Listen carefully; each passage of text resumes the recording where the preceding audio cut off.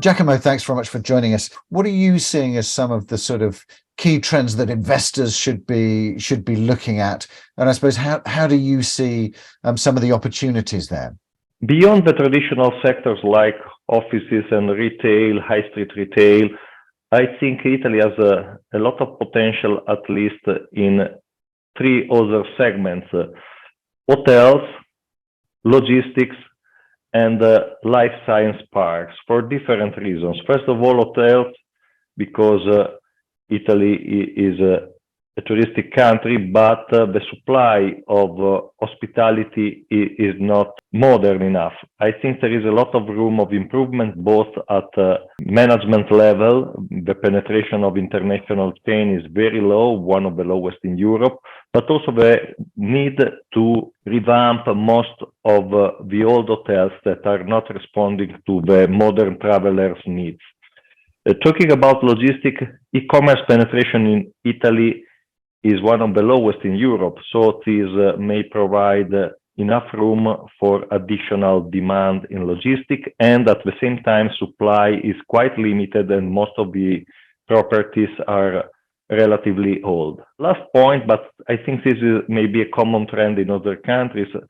I'm quite warm on life science parks and everything related to research, because I think these kind of properties are not affected by smart working effect, because of course you may work on an Excel spreadsheet from your home, but it's difficult to have chemistry experiments from your home. So you need this kind of facilities to run that kind of businesses. It'd be interesting to get your sense, I think, as well on the retail sector, which has always seemed to be slightly stronger in Italy, maybe, than in other parts of Europe. Well, talking about retail sector, we have to divide it at least in two parts.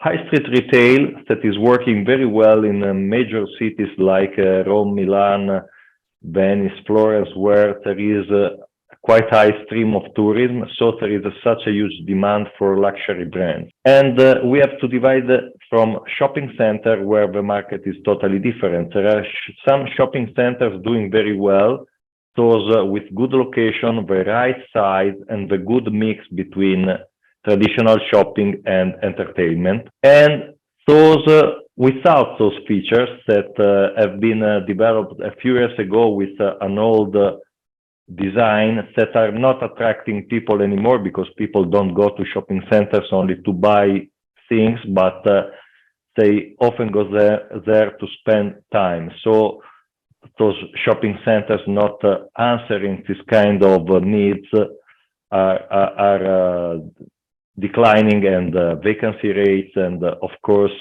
yield rates are booming. Great, really interesting to catch up on those sectors. Thanks very much, Giacomo. Thanks, Richard.